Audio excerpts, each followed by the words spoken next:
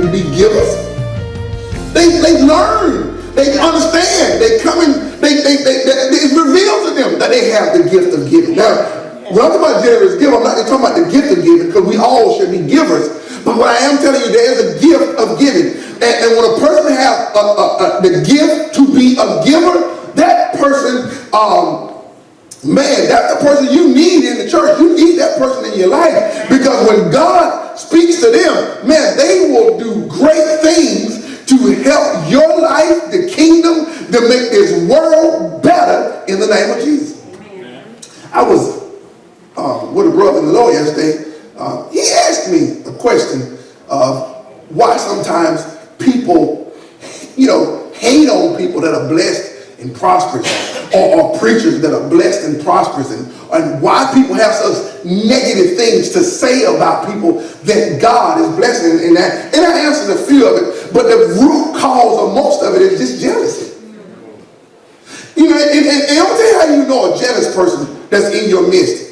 When they see the blessing of God in your life, or they see how God is raising you up, and they say stupid things to you like this: "You got all that, look like you would help somebody." You've had somebody say that. Don't say that. No, you've had somebody say it. And I'm gonna look this way because some of y'all have said it. Every time I turn around, you're blessed. Look like you could. Can't you help a brother and a sister out? It's jealousy. It's a poverty mentality. What you gotta understand is, kingdom people don't beg. Amen. Kingdom people don't always walk around with their hands out looking for somebody to do something for them. They understand that God is their source. And when God is their source, He's using them to make a difference in the world. That hits somewhere, because I can sense it in the house, because many people have said that before. Man, they got all them cars, they got this, they got that. Look like they would do something to help somebody. You don't know what people are doing. Right, people that are real kingdom givers don't sit around and brag and boast about what they're doing. People that are real kingdom givers understand that when you give sacrificially into something that God leads you to do, then how much more? You're not doing it because you just a harvest is going to come, but you're not doing it for the harvest. You're doing it because you love God and He's leading you to do it. Amen. And when God is leading you to do something, it's so much joy to be able to be a blessing to somebody and be able to enlarge their lives. And then, do you know how much joy it is that one day, all of us, as we get older, we can look back and say that God used us to invest in that, and God used us to invest in that, and God used us to do this and do that, and we have a legacy of being a person that have made a difference with what the resources we had in this earth. Amen. There are many people that are going to come to the end of their lives, that's going to come to the end of their lives, like some of the wealthy people that have been greedy and tried to hoard up everything, and they understand on their deathbed, I can't take it with me. And we don't need to be that way, because if you understand that God's your source, the more He does the more you will do and trust Him. He's already done everything He's going to do. Consider this: Jesus came for you. Notice how they say us. I wanted that to be singular. I want you to think about that. The fact that Jesus came for you is enough that, Lord, everything I can do in this life to make this world better, because of what you did for me. You kept me from going to hell. You delivered me out of sickness and death. You broke generational curses. I have a relationship with my Father. Listen, Lord, you've impacted my family. And when you consider how much God has blessed you, you don't mind doing more to help out in the earth. Amen. Thank you, Lord. What hurts many people, we look through the lens of what we don't have and how we are limited, instead of looking through the lens of I'm right where God wants me to be, and I'm going to be thankful and faithful right where I am on my way to better. Amen. You've heard me, and Apostle, she can tell you, you can give your way out of debt. Amen. You can give your way out of lack. You can give your way out of just enough. But you and I have to do something in the natural that will hook up to what's going on in the spirit, and then we'll see great manifestation. Amen. Remember the the day Jesus was taking up offering that day? And remember the woman that gave 2 mites? And Jesus said she gave more than all of everybody else. And it was something key. He said that. He said the rest of them gave out of their abundance. She gave out of her need. She understood those 2 mites couldn't do anything to change her life. But when she hooked up to God's kingdom system and the fact that Jesus said she gave out of her need and how much more blessed. See, once God speaks a word into your life, it changes your life forever. That's why the Bible says, it doesn't say money makes you rich. It says the blessing of the Lord maketh one rich. And what when God does something? And he adds no sorrow with it. Amen. There are many people that got wealth and riches, but they sorrowful. Amen.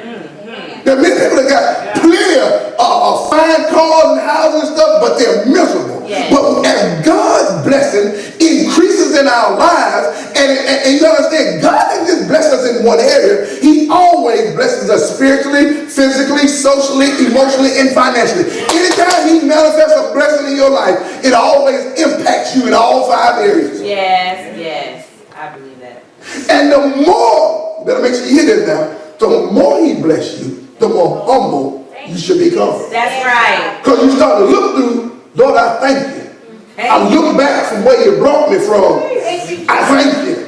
I look back for how you delivered my family, and I thank you. And see, you don't understand. If you're the first person in your family to get saved, and nobody else in your family gets saved, your family, because you are saved, is starting to change for the better. All God needed was one person in the family to get saved, to change generations of the family.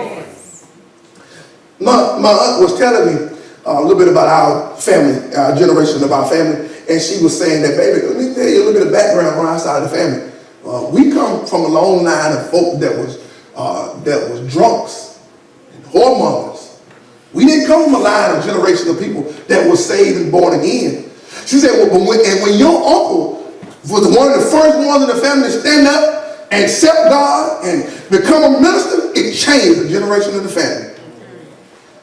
And she went back and she pointed to people in our family that got saved in the midst of all that chaos that was. She said, man, we were bootleggers. We was all kinds of stuff. And she started to name and stuff from our family. And I was like, wow. She said, well, you got to see the goodness of God, because you had 2 great aunts that stood up in the midst of that even though the family hated them and would tell them, you know, we don't want to hear all that preaching. We don't want to do it. One thing that split our family reunion, because them same 2 great aunts, when we would have a family reunion, would always make sure we had church. But the majority of the family would say, I ain't coming to that. I ain't got to have no church. I ain't got to do all that. But I'm telling you, those 2 great aunts that kept trusting God, the Pulliam family is still growing today and still receiving blessings. Now, there are generations of our family that chose not to serve God. I'm praying that God turns it around for them. But the generation of the family that decided to praise and thank God because of the prayers of 2 sisters. Yeah. 2 sisters changed the generation of the Pulliam family. In the midst of hatred and chaos, I remember my great uncles going off on my aunts about, we don't want to hear all that prayer. Every time we get together, you always want to pray. But I'm so glad she prayed for us. Yes. Yes. In Colossians, I'm going to show you right here in the scripture, you're going to be thankful. If you're going to be a giver, you need to be thankful somebody prayed for you. Yes. Amen. Everybody sitting in this church have done some stuff before we got saved. And if God didn't have somebody praying for you, you would have been dead or in a terrible situation. Because all of it, don't let nobody tell you they've been saved all that. All of us. God had somebody somewhere that was praying for us when we didn't know how to pray for ourselves. Amen. And all of us have been guilty if that person tried to witness to us about the goodness of the Lord. I don't want to hear that. Yes. Every time you come around, you don't want to talk to me about God. I'm too young to live with God. I'm too this, I'm too that. They were givers. They gave the best they could give, and it impacted our lives. Amen. Look here at Paul's prayer for the Colossian church. Remember, he said, more blessed to give than to receive. Look at Paul's prayer for the church of Colossus. You got to understand, the church of Colossus and the church of Ephesus and the church of Corinthians these people were barbarian people. These people were not educated, and when Paul was doing this missionary journey, these folk was in terrible situations. In Ephesus, there was a statue of Diana, and the Greek is called Artemis. She was a fertility statue. Those folk were doing it. See, these sex sins that we see going on now, these sexual sins that go on there, and justification, that didn't just start in our generation. That's been going on. Paul was fighting that way back then. Those folk believed in sleeping with children and sleeping with each other. They were swinging and everything else. Even way back then. And God used Paul to stand up, being a giver of the things of God, to make a difference.